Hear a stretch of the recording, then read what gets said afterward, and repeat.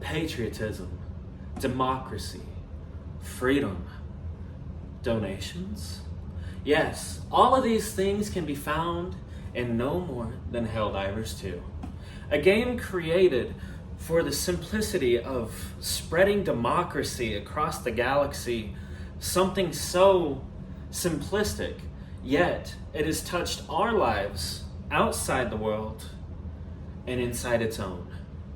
First, today, I will present to you the game, its creators, when it was created, the lore presented with it, the donations, and what it has caused in our world, and the players' interactions, and some of the AI.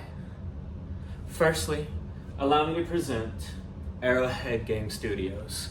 Created in early 2024, Helldivers was an instant success, so much so that it brought in millions.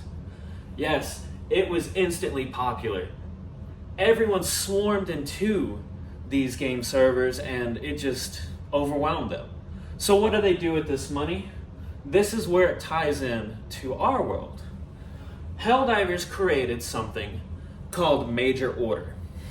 Major Order is a campaign within the game that we had to choose between saving a group of kids stuck in a hospital on this lonely world out in the outskirts, way away from the front lines, or go to the front lines and save one of the key points that holds some of the rarest materials.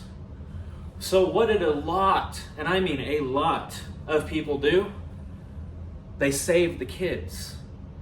So this is just a minor number compared to what they've actually donated as well.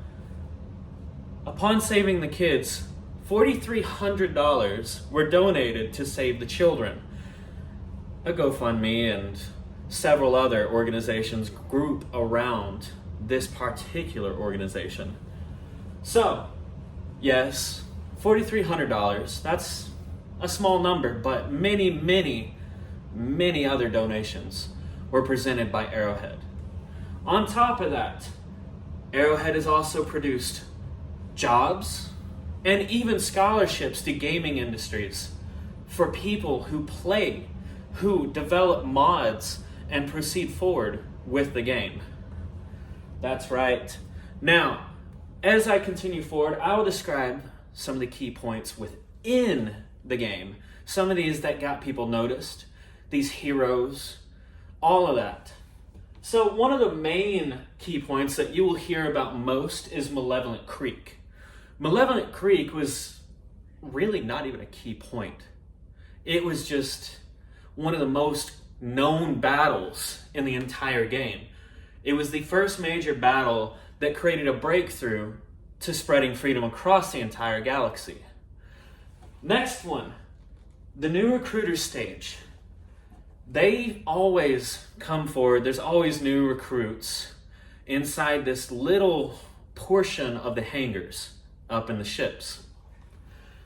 They see every original player, OGs as people would see them as, they see them as legends, especially if they're wearing a cape, a particular cape you can only get from playing in Malevolent Creek. Lost Worlds, those cause your democratic speakings. Now, you don't want this to happen. Lost Worlds, that was actually something that would have happened if we lost to the Iron Sky in Malevolent Creek. Lost Worlds are what happens whenever we lose the entire world, whenever we can no longer send anybody in knowing that they will immediately die. What happens is the world will collapse internally, but it will stay as just a remembrance of our failures, and it drives us to proceed forward and gain another world, save another life. New worlds equal new resources. This is a big one. This is huge to the lore, the players, and the game itself. Every gun, every weapon, every ship, and every piece of armor all require some kind of resource. And even fueling Super Earth, which we'll get to in a minute. Super Earth requires so many resources that it's part of the reason why this democratic drive keeps pushing forward. As I go forward with this new world exploration, I will present to you some of the ships. You have a super destroyer, a classic destroyer, and a Shatter Earth. A Shatter Earth is major. It's huge. You don't ever really see it except for in campaigns. Super destroyers and classic destroyers, those are the ones that you are able to call upon and drop from onto these worlds. The way you can call upon them to throw artillery, which we'll talk about that in a minute, is you throw down a beacon in a specific position where it needs to go, and you just see beams of light rain down on where it needs to go. There are different types of artilleries.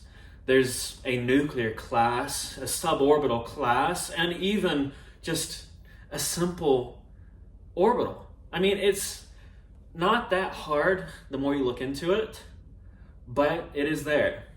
Now, the weapons on the ships. You have a 800, a 500, and a 350. These are all in the classes of millimeters. And then you have the devastating Earth Shatter. That thing is huge. It's an 1100. What it can do is destroy the entire world on the surface, but leave it intact. It's been used twice, I believe, so far in the campaign. And the campaign itself, while we're on this topic, allow me to go forward with the lore and some of the players. The campaign itself uses propaganda. It's something that is very rare in games because this propaganda is used in real life. This is another way it intertwines how it gains its people. Many recruits joined as soon as the propaganda dropped. New stories began as soon as they joined, and new updates whenever they became part of our community. The way they use propaganda in the game is something in itself revolutionary. It's how they got so many people in. It's how we've continued the game, how we've continued our surge forward even after losing so many. It's honor. So, as we continue forward, more about the lore. The lore is continuing. It's kind of how the propaganda situation is, how the story continues. The lore is never ending, if that makes sense. The people, the players themselves, the interactions with certain people, AI in the game, that's what drives it through. So as the players play, as we continue making another breakthrough on a world, the lore itself will continue forward and develop itself. That's something that you don't see very often in games either. And there's really no end for the game itself. And that's what I love about it. It's just a drive of patriotism. My conclusion of this is Helldivers is a fun game overall. And that is a very vague term. It is something I'm very passionate about, and I can ramble on for hours on end. I fell, the way I joined, I fell for that propaganda. In fact, it was the only equipment required is Democracy poster.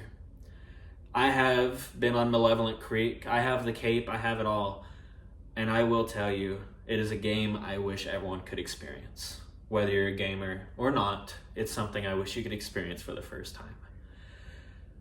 I would suggest it. So, I give you Helldivers.